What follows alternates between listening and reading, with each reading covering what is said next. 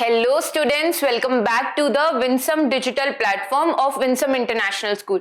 तो स्टूडेंट्स आज हम कंटिन्यू करेंगे क्लास 4th की IGKO सीरीज और आज हम कंटिन्यू करेंगे उसका चैप्टर 3 जो कि है इंडिया एंड द वर्ल्ड। तो हम बातें समझेंगे इंडिया के बारे में, वर्ल्ड के बारे में, ठीक है, जो सबसे स्पेशल पॉइंट्स होती है, जो सबसे खास बातें होती है। तो क्वेश्चन 1 क्या है, विच of the following world famous monuments is located in Mexico. अब इनमें से कौन सा ऐसा मॉन्यूमेंट है जो कि मेक्सिको में लोकेटेड है। तो ऑप्शन 1 है स्टोनहेंज, ऑप्शन 2 है बुरबुदार टेम्पल, ऑप्शन सी है टेम्पल माउंट और ऑप्शन डी है चिचेन इत्जा। तो देखो जो स्टोनहेंज है वो कहां पे लोकेटेड है, इंग्लैंड में लोकेटेड है, ठीक है। बोरोबुदार टेम्पल कहां पे लोकेटेड है, तो बोरोबुदार टेम्पल लोकेटेड है इंडोनेशिया में, ओके, इंडोनेशिया में लोकेटेड है। टेम्पल माउंट कहां पे लोकेटेड है, तो टेम्पल माउंट जेरूसलम में लोकेटेड है, ओके। और चिचेन इत्जा कहां पे लोकेटेड है, जो कि मेक्सिको में लोकेटेड है।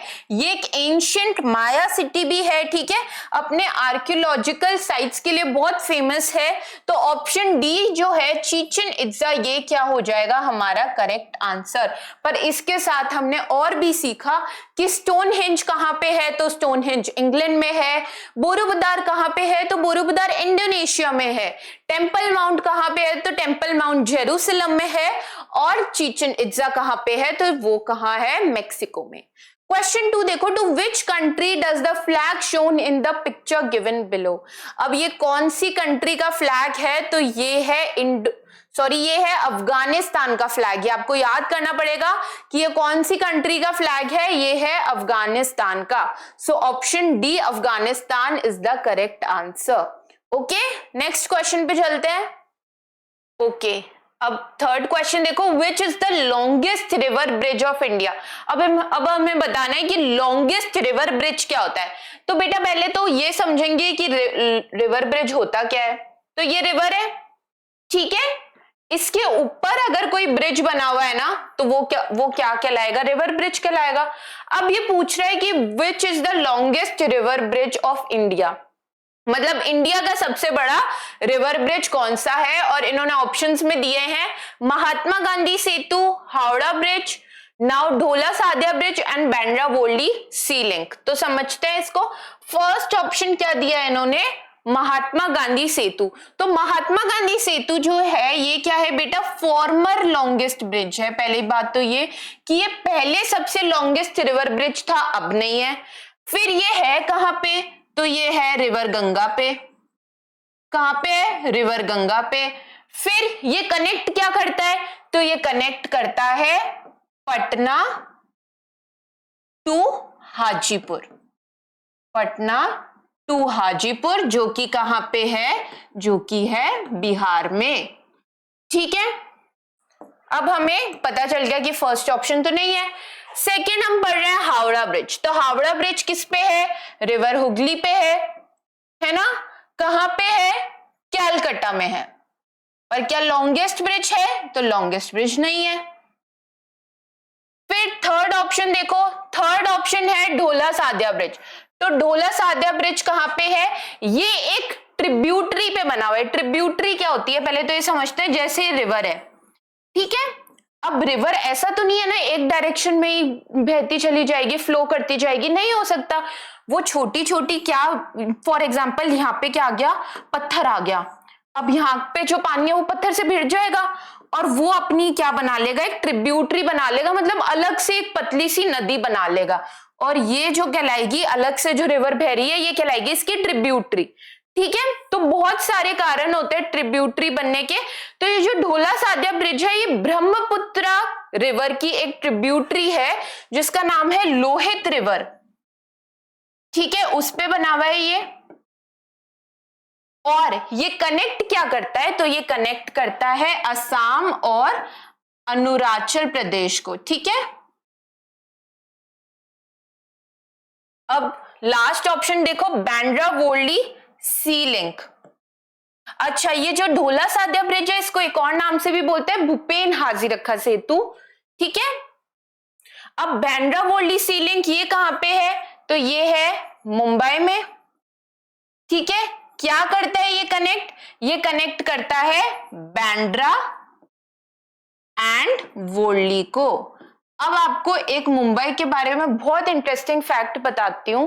जो मुंबई है ना बेटा, उसको बोलता है लैंड ऑफ आइलैंड्स, ठीक है। और मैं गलत नहीं हूं तो शायद 7 आइलैंड्स हैं वो, टू बी एग्जैक्ट। तो पहले क्या था कि जो मुंबई थी ना वो एक साथ नहीं थी, वो छोटे छोटे क्या थे, आइलैंड्स थे, ठीक है। अलग अलग छोटे छोटे आइलैंड्स थे। तो जब ब्रिटिशर्स आए ना तो उन्होंने इन सब आइलैंड को क्या कर दिया, कनेक्ट कर दिया, ठीक है। और क्या बना दिया, मुंबई बना दिया, ठीक है। वरना मुंबई जो था पहले लैंड ऑफ आइलैंड्स था, अलग अलग छोटे छोटे आइलैंड्स थे। तो अगर आप बांद्रा वर्ली सी लिंक देखोगे ना तो आप देखोगे अरेबियन सी पे है एकदम, है ना। आपको दिखेगा, सी भी दिखेगी, वहां से कनेक्शन भी दिखेगा आपको बांद्रा और वर्ली का। तो बहुत ब्यूटीफुल ब्रिज है ये, प्लीज आप इसकी इमेज तो जरूर देखना आज। अब आते हैं लॉन्गेस्ट रिवर ब्रिज कौन सा है, तो लॉन्गेस्ट रिवर ब्रिज है बेटा ढोला सादिया ब्रिज, ठीक है। जो कि किस पे है, ब्रह्मपुत्र रिवर की एक ट्रिब्यूटरी है, लोहित रिवर, उस पे बना हुआ है, ओके। अब फोर्थ देखो, what is the currency of Kenya. तो पहले तो इसको सॉल्व करने से पहले आप यहां पे लिख लो इंपॉर्टेंट। बेटा ये क्वेश्चन आएगा ही ये क्वेश्चन इतना इंपॉर्टेंट है ना, सबसे ज्यादा इंपॉर्टेंट है ये, बहुत मोस्ट रिपीटेड है, बहुत बार पूछा गया है, बहुत इंपॉर्टेंट क्वेश्चन है ये। तो इसको ध्यान से अच्छे से समझना। क्या क्वेश्चन है, what is the currency of Kenya, कि केन्या की करेंसी कौन सी है। ऑप्शंस है शिलिंग, डॉलर, रूबल और यूरो।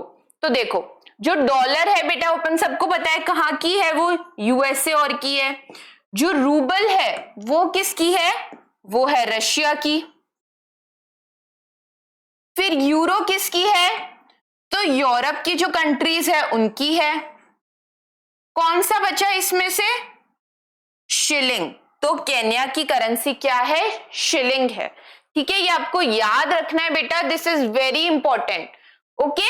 और अगर आप थर्ड क्वेश्चन देखोगे तो हमने लॉन्गेस्ट रिवर ब्रिज तो सीखा ही कि कौन सा है, ढोला सादिया है।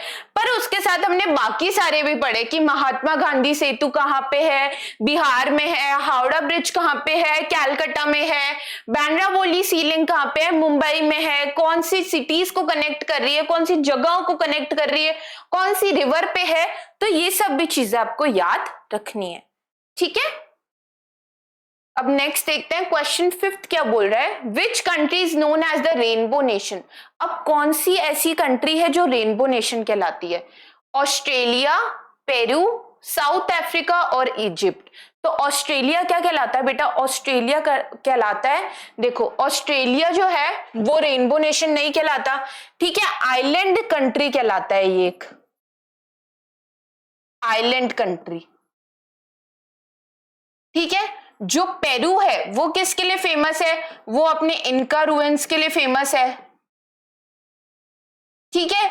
इजिप्ट आपको सबको पता है, इजिप्ट क्यों फेमस है, सबको पता है ये, इजिप्ट फेमस है पिरामिड्स के लिए, है ना। आंसर क्या होगा, साउथ अफ्रीका। और साउथ अफ्रीका को रेनबो नेशन क्यों बोलते हैं, रेनबो में कितने कलर्स होते हैं, 7 कलर्स होते हैं। तो इसको रिलेट करो, अब साउथ अफ्रीका में है ना, उसमें हर कलर के लोग हैं, हर रीजन के लोग हैं, हर रिलीजन के लोग हैं। वहां पे अपार्थाइड भी था पहले, जहां पे अपन कलर के बेसिस पे डिस्क्रिमिनेशन करते थे। तो पर फिर भी इतने सारे डिफरेंसेस के बाद भी सारे जने आके एक साथ रह रहे हैं और इतनी rich culture, rich history share कर रहे हैं। इस वजह से इतना डाइवर्स है वो, उसकी डाइवर्सिटी के कारण उसको क्या कहलाया जाता है, उसको रेनबो नेशन कहलाया जाता है, ठीक है। उसकी डाइवर्सिटी के कारण, क्योंकि वो इतना डाइवर्स, इतनी अलग अलग चीजें हैं वहां पे, इतने अलग अलग लोग रह रहे हैं। तो option C will be our correct answer. अब नेक्स्ट देखो, which of the following wonders of world was discovered by a Swiss explorer John Lewis Burckhardt. अब ऐसा कौन सा वंडर्स ऑफ वर्ल्ड है जो कि डिस्कवर किया था किसने, एक स्विस एक्सप्लोरर ने, जिनका नाम क्या है, जॉन लेविस और बर्कहर्ट। अब क्या है answer, Petra, Machu Picchu, hanging gardens of Babylon, the light house of Alexandria. तो ये तो आपको याद करना पड़ेगा बेटा, क्या होगा इसका आंसर, इसका आंसर होगा पेट्रा। Answer A. कि जो स्विस ट्रैवलर हैं उन्होंने, अगर आपके क्वेश्चन में आ जाए कि कौन स्विस ट्रैवलर है, पूरा नाम आपको याद नहीं हो रहा तो आप जोहन याद कर लो, है ना, या लेविस याद कर लो, कुछ भी याद कर लो। तो अगर आपको ऐसा कुछ नेम दिख जाए तो आपको माइंड में एकदम स्ट्राइक होना चाहिए कि आंसर क्या होगा, पेट्रा होगा। ओके,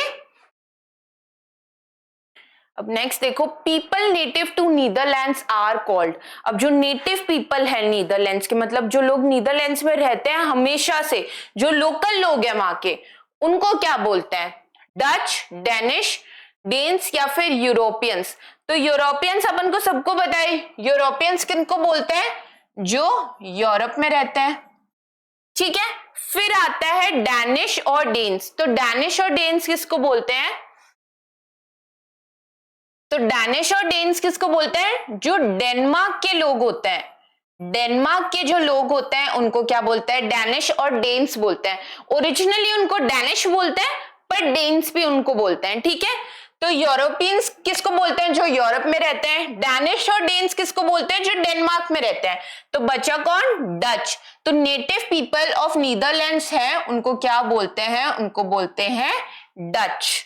अच्छा बेटा, यहाँ पे एक वो करेक्शन कर लेना, ऑस्ट्रेलिया जो है इसको क्या बोलते हैं अपन, आइलैंड कॉन्टिनेंट बोलते हैं। ठीक है, continent.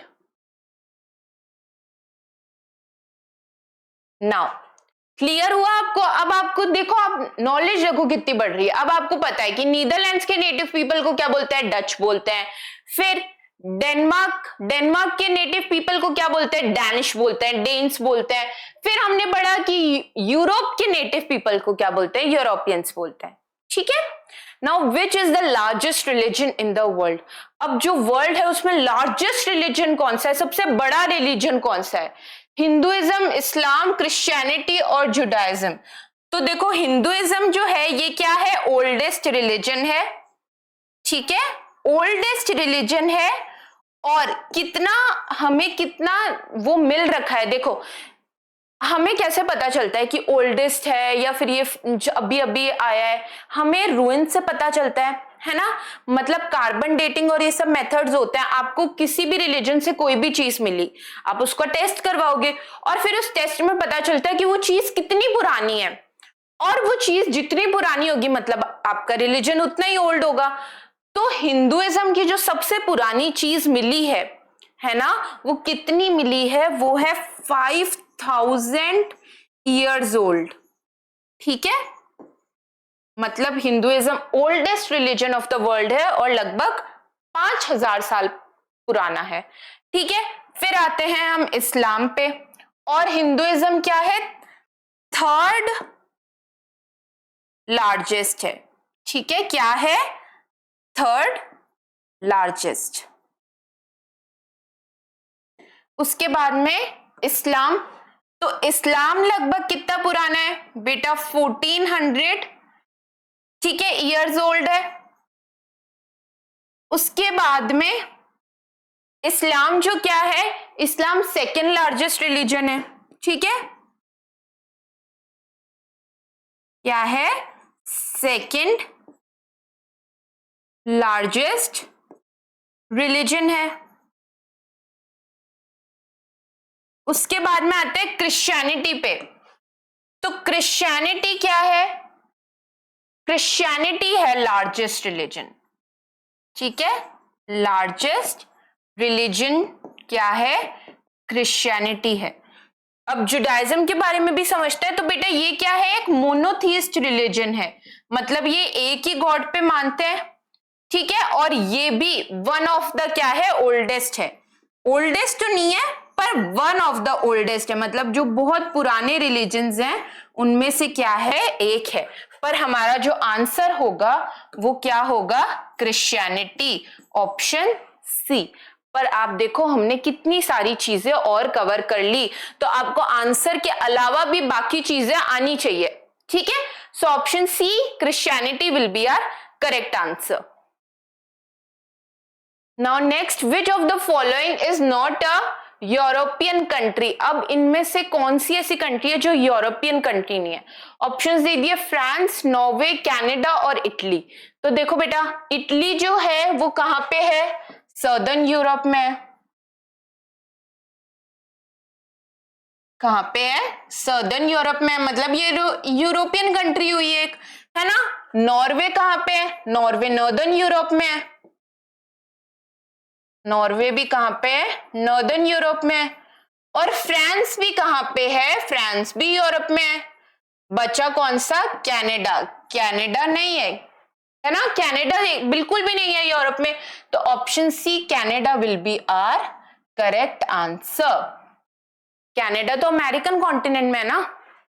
Now see the 10th question. The given picture of a building having unique roof made up of series of white sail shaped concrete cells that makes it one of the most photographed building in the world.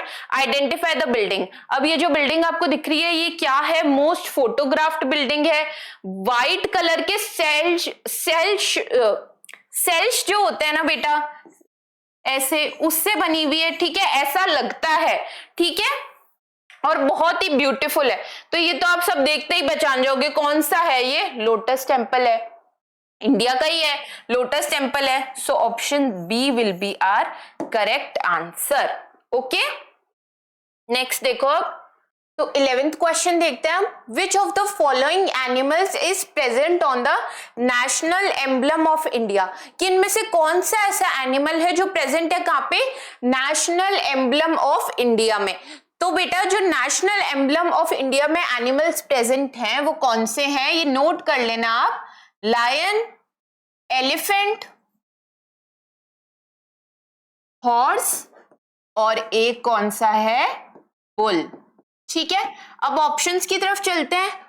क्या lion है option में? नहीं है। देखो bull है option में, tiger नहीं है प्रेजेंट, लेपर्ड भी प्रेजेंट नहीं है, ऑल ऑफ दिस नहीं होगा। तो इसमें से कौन सा ऐसा एनिमल है जो नेशनल एम्बलम ऑफ इंडिया में प्रेजेंट है? तो वो क्या है? बुल। तो आंसर क्या हो जाएगा? A, bull. Okay, now 12th question क्या बोल रहा है? The woman in the given picture is a British author and philanthropist. She is famous for her fictional film Harry Potter series. Identify her. कि ये जो वुमेन है ये क्या है? ब्रिटिश ऑथर है और फिलैंथ्रोपिस्ट है। जो लोगों से बहुत ज्यादा प्यार करते हैं उनको फिलैंथ्रोपिस्ट बोलते हैं। और इन्होंने बहुत फेमस फिक्शनल सीरीज लिखी है जिनका नाम क्या है? Harry Potter series. अब बेटा ये हर जीके ओलंपियाड में हैरी पॉटर से रिलेटेड क्वेश्चन आता ही है, चाहे वो उसके कैरेक्टर्स के बारे में पूछ लें, चाहे वो ऑथर के बारे में पूछ लें। तो ये आपको याद करना ही है कि कौन कौन सी बुक्स है और मेन जो है कैरेक्टर्स क्या है और किसने लिखा था हैरी पॉटर सीरीज। तो वो लिखा है सी जेके रोलिंग ने। तो ऑप्शन सी जेके रोलिंग क्या हो जाएगा? Correct answer. ओके, अब नेक्स्ट पे चलते हैं। Now, the bird emu shown in the picture is a national bird of. अब ये जो आप फोटो देख रहे हो ये कौन सी बर्ड है? बर्ड ईमू है, ठीक है। और ये नेशनल बर्ड किसकी है? तो पहले तो न्यूजीलैंड की नेशनल बर्ड कौन है? कीवी होती है। तो हमें पता चल गया न्यूजीलैंड तो आंसर नहीं है। उसके बाद में जापान की नेशनल बर्ड कौन सी है? तो जापान की नेशनल बर्ड है ग्रीन फीजेंट, ठीक है। कौन है जापान की national bird? Green peasant. Finland की नेशनल बर्ड कौन सी है? वूपर स्वॉन, ठीक है, वूपर स्वॉन। तो बचा कौन सा? ऑप्शन बी बचा। तो B option is the correct answer. Answer क्या होगा? ऑस्ट्रेलिया पर हमने 4 नेशनल बर्ड्स पढ़ ली, हमको पता है अब ऑस्ट्रेलिया की नेशनल बर्ड कौन सी है? ईमू है। न्यूजीलैंड की नेशनल बर्ड कौन सी है? कीवी है। फिर जापान की नेशनल बर्ड कौन सी है? ग्रीन फीजेंट है। और फिनलैंड की नेशनल बर्ड कौन सी है? वूपर स्वॉन है, ठीक है।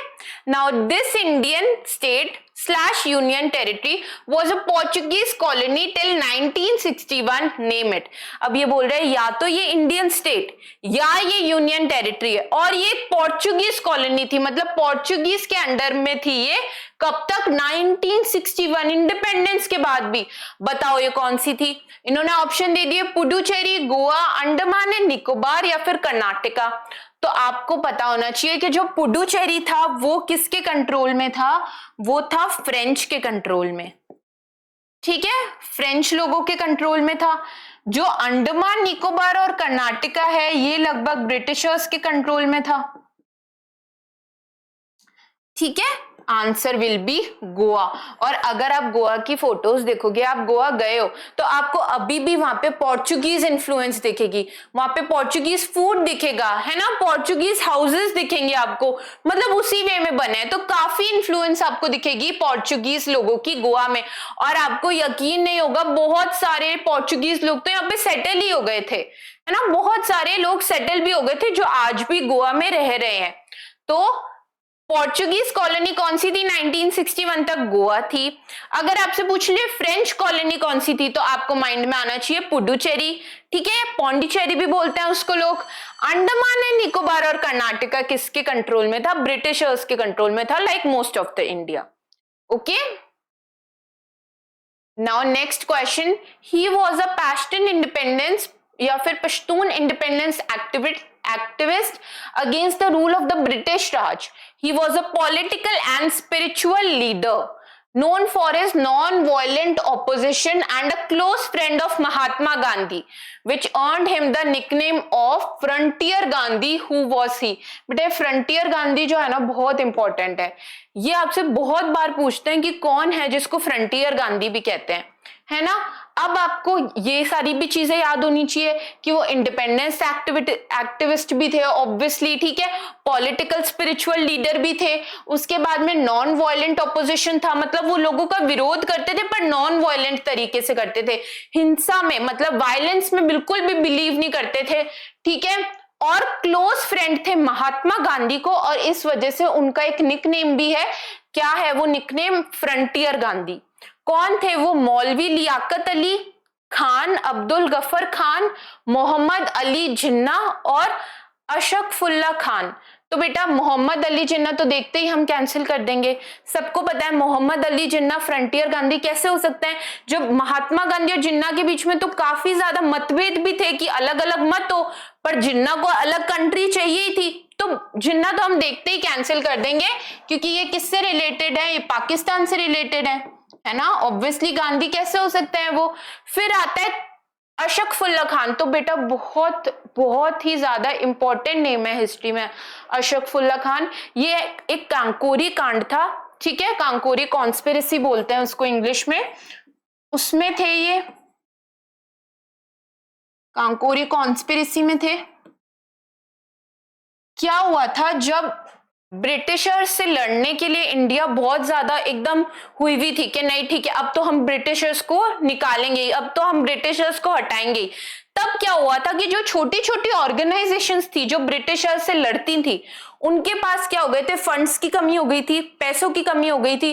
तब इन्होंने कंस्पायर किया कि हम एक ट्रेन को लूटेंगे, और वो जो ट्रेन को लूटना था वो ब्रिटिशर्स की थी, उसमें ब्रिटिशर्स का जो है सोना और आ रहा था जो वो ऑब्वियसली ले जा रहे थे यहाँ से, उसको बोलते हैं कांकोरी कॉन्स्पिरेसी। अगर आपको टाइम मिला आप पढ़ना है इसके बारे में, आपको ये चीजें पता होनी चाहिए बेटा, है ना, कि हमारे जो फ्रीडम फाइटर्स थे उन्होंने कितना फाइट किया है, इसकी वजह से आज हम इतना सेफ है। पर फ्रंटियर गांधी अशरफुल्ला खान नहीं है, ठीक है, तो ये भी ऑप्शन हम कैंसिल कर देंगे। फिर आते हैं मौलवी लियाकत अली, तो मौलवी लियाकत अली भी नहीं है, ये भी फ्रीडम फाइटर थे, बहुत सारे इन्होंने रिबेलियंस किए, ये भी नहीं है। आंसर क्या होगा? Khan Abdul Gaffar Khan, B option. तो ये आपको याद रखना है कि कोई भी आपसे पूछे कि फ्रंटियर गांधी कौन है, तो आपके माइंड में आना चाहिए खान अब्दुल गफर खान, ठीक है। अब नेक्स्ट देखो, Lord Mahavir was born in the present day state of Jharkhand, Bihar, Assam, Gujarat. Lord Mahavir कहां पे बॉर्न हुए थे? तो लॉर्ड महावीर बॉर्न हुए थे बिहार में, ठीक है, B option is the correct answer. Next देखो, which religion has a synagogue as a place of worship. अब जैसे हम लोग हैं वो कहां पे जाते हैं? मंदिर में जाते हैं पूजा करने, वैसे ऐसा कौन सा रिलीजन है जहां पे प्लेस ऑफ वर्शिप क्या है? एक सिनेगॉग है, ठीक है, सिनेगॉज भी बोलते हैं इसको। तो जैनिज्म क्या होता है बेटा? जैनिज्म को जैनिज्म के पास होते हैं जैन टेम्पल, है ना। हिंदुइज्म किस में करते हैं, हिंदूज करते हैं टेम्पल में, ठीक है, मंदिर बोलते हैं उसको हम। उसके बाद में इस्लाम लोग किस में करते हैं, जो इस्लाम मतलब जो मुस्लिम्स होते हैं वो किस में करते हैं, तो वो मॉस्क में करते हैं, और उसको क्या बोलते हैं, मस्जिद भी बोलते हैं। आंसर क्या होगा फिर इसका, Judaism. So option C will be the correct answer. Now next, which of the following is known as the devil's neck. अब इनमें से कौन सा ऐसा है जिसको हम डेविल की क्या बोलते हैं, नेक बोलते हैं। तो tropic of cancer, tropical deserts, या फिर क्रैक इश्मिश, या फिर बे ऑफ बंगाल। अब बताओ, ट्रॉपिक ऑफ कैंसर को कभी भी आपने सुना है devil's neck? Tropic of cancer क्या बेचारा सीधी सादी एक लाइन है, उसको हम क्यों बोलेंगे डेविल्स नेक? कैंसिल करो। ट्रॉपिकल डेजर्ट क्या होते हैं, ट्रॉपिकल डेजर्ट एरिड डेजर्ट्स हो गए, ट्रॉपिकल डेजर्ट हो गए, डेजर्ट्स को हम नहीं बोलते डेविल्स नेक, कैंसिल। ये तो बेटा वैसे याद रखने वाली चीज है ना, इसमें आपको क्या ही लॉजिक बताएं। इसका आंसर क्या है, इसका आंसर है सी, क्रैक इस्मस, ठीक है। और ये जो टीएच है ये साइलेंट होता है, इसको इस्मस ही प्रोनाउंस करेंगे। So option C will be the correct answer. आपसे पूछ लेंगे डेविल्स नेक किसको बोलेंगे, तो आपको माइंड में एकदम आना चाहिए कि अच्छा ये आंसर है, ये याद रखने वाली चीज है। अब नेक्स्ट देखो, The given image is the clock tower known as Elizabeth Tower। अब ये जो इमेज दी हुई है आपको, इसको क्लॉक टावर बोलते हैं और इसको एलिजाबेथ टावर की तरह भी पहचानते हैं। कहां पे है ये, located in London. The clock is known for being an excellent time keeper. अब ये जो क्लॉक है ये जानी जाती है एक्सीलेंट टाइम कीपिंग के लिए। The bell inside the clock is known for the sound it makes at it chimes every hour on the hour। What is the bell called? अब इसमें जो है साउंड वो हर घंटे बजता है और इसलिए बहुत फेमस भी है, ठीक है। आप इसकी फोटो देख सकते हो। अब ये पूछे इसका नाम क्या है, तो इसका नाम क्या है, इन्होंने दे दिए quarter bell, big Ben, grand central या जैम गेडैंग। तो बेटा क्वार्टर बेल तो क्या होती है, जो छोटी छोटी बेल्स होती हैं, है ना, हर क्वार्टर जो बजती है उनको बोलते हैं क्वार्टर बेल। आंसर नहीं है इसका। फिर आता है ग्रैंड सेंट्रल। तो ग्रैंड सेंट्रल कहां पे है बेटा, ये न्यूयॉर्क में है। कहां पे है ये, न्यूयॉर्क में है।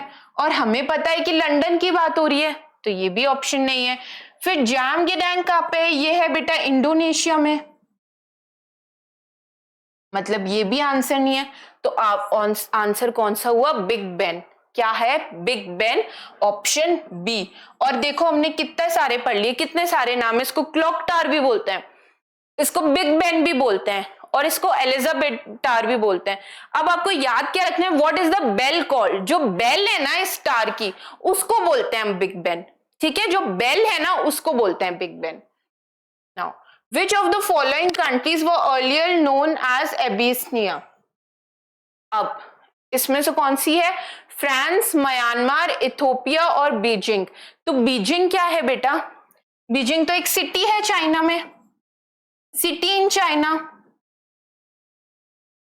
तो बीजिंग तो नहीं है आंसर। फिर आते हैं हम म्यांमार में। तो हम सबको पता है कि म्यांमार को पहले क्या बोलते थे, बर्मा बोलते थे, है ना। अभी भी जो पुराने लोग हैं ना वो बर्मा ही बोलते हैं। फिर फ्रांस को क्या बोलते हैं, गाउल बोलते थे।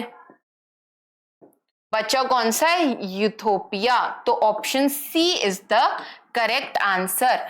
पर आपको याद रहना चाहिए कि अगर आपसे पूछ ले व्हाट इज द ओल्डेस्ट या फिर what is the earlier name of Myanmar, तो आपको आना चाहिए बर्मा। फ्रांस को क्या बोलते हैं, गाउल बोलते हैं। बीजिंग क्या है, एक सिटी है चाइना में। और यूथोपिया का पुराना नाम क्या है, तो वो एबिसिनिया है। ये सब आपको याद होना चाहिए, ठीक है, याद होना चाहिए, मतलब होना ही चाहिए। So option C is the correct answer. Next देखते हैं, achievers section HOTS match column 1 with column 2 and select the correct option. अब जो कॉलम 1 में हमें दिए हुए हैं वो हमें कॉलम 2 से मैच करने हैं और करेक्ट ऑप्शन क्या करना है, सिलेक्ट करना है। तो कॉलम 1 में क्या दिया है, Australia, Japan, south Korea, Italy, ठीक है। और ऑप्शन 2 में दिया है रोम, कैनबेरा, टोक्यो और सियोल, ठीक है, सोल, सॉरी। तो आप देख रहे हो कॉलम 1 में क्या है, सारी कंट्रीज है, कॉलम 2 में क्या है, सारी सिटीज है। तो हमें बताना है कि कौन सी सिटी कौन सी कंट्री में है। अब सबको पता है के पॉप की वजह से कि साउथ कोरिया किससे रिलेटेड है, सोल से रिलेटेड है। तो जो हमें पता है वो हम पहले करेंगे। तो हमें पता चल गया सी किससे रिलेटेड है, 4 से रिलेटेड है। तो C4 देखो, इसमें है, इसमें नहीं है, इसको कैंसिल करो, इसमें भी नहीं है, इसमें भी नहीं है, इसको भी कैंसिल करो, इसको भी कैंसिल करो। बस एक हमें पता है, उससे हमने सॉल्व कर दिया, पर बाकी भी पढ़ते हैं। ऑस्ट्रेलिया, कैनबरा कहां पे है, ऑस्ट्रेलिया में है। जापान, टोक्यो, सबको पता है टोक्यो कहां पे है, जापान में है। साउथ कोरिया, सोल, ठीक है। एंड इटली, इटली में क्या है, रोम है, ठीक है। So option A will be our correct answer. Next देखो, सिलेक्ट द इनकरेक्ट स्टेटमेंट। अब हमें इनकरेक्ट स्टेटमेंट सेलेक्ट करना है। कभी कभी यहाँ पे करेक्ट भी आ जाता है, पर हमें यहाँ पे गलत स्टेटमेंट सेलेक्ट करना है, तो इसका ध्यान रखना। Now there is a green cedar in the centre of flag in Lebanon, तो एकदम करेक्ट है ये। Now maple leaf is the national symbol of Canada. जो मेपल लीफ होती है ना, ऐसी कुछ होती है, मतलब ड्राइंग अच्छी नहीं है, ऐसे होती है, ठीक है।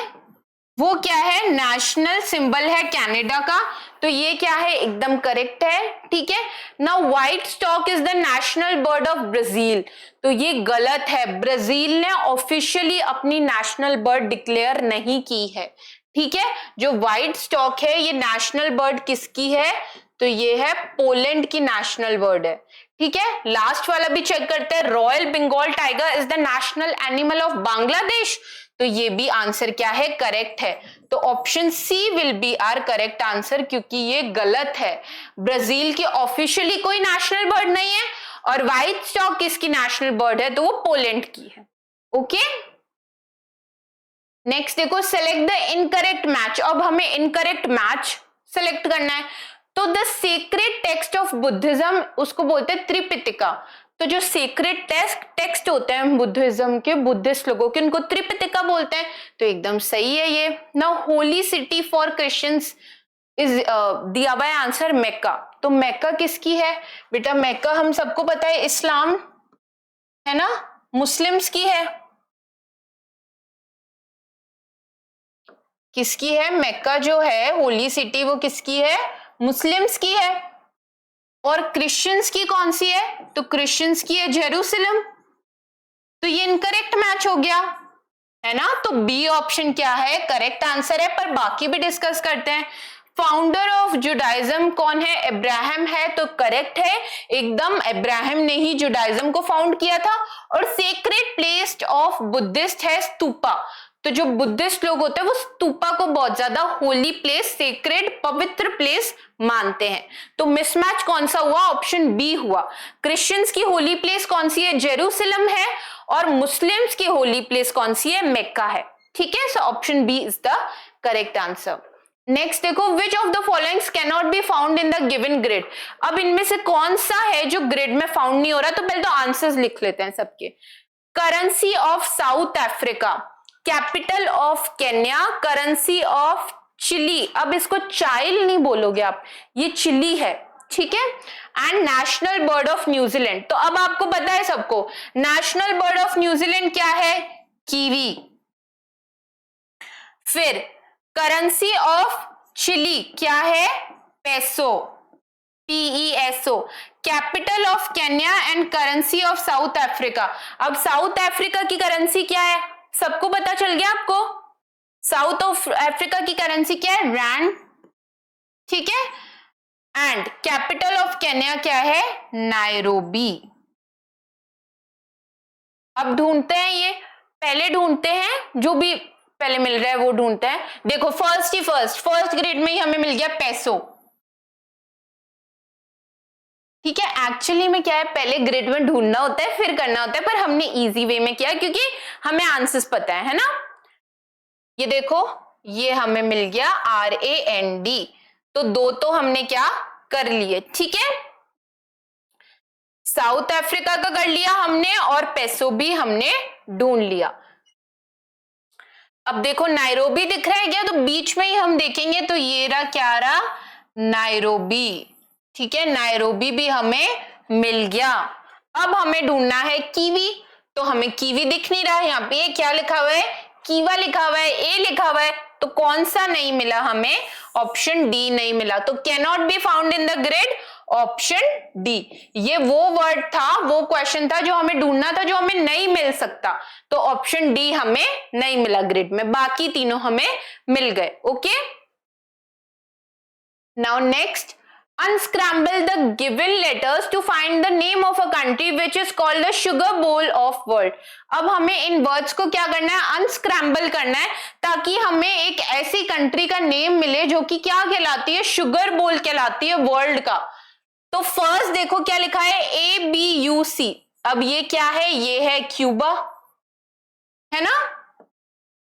फिर क्या लिखा हुआ है, NAJPA, तो ये क्या है, जापान। उसके बाद में फिर है HILEC, तो ये क्या है, ये है चिली।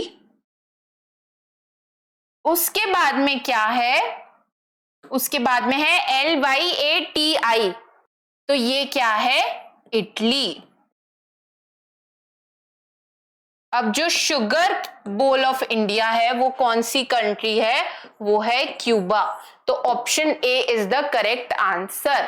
ठीक है, शुगर बोल ऑफ वर्ल्ड किसको बोलते हैं, क्यूबा को बोलते हैं। Okay, so students, this for today. I hope you enjoyed our session. बहुत कुछ सीखने को मिलेगा आपको इस सेशन से, बस अच्छे से वीडियोस देखना। We will soon meet in our next video. Till then keep learning, keep practising. Thank you.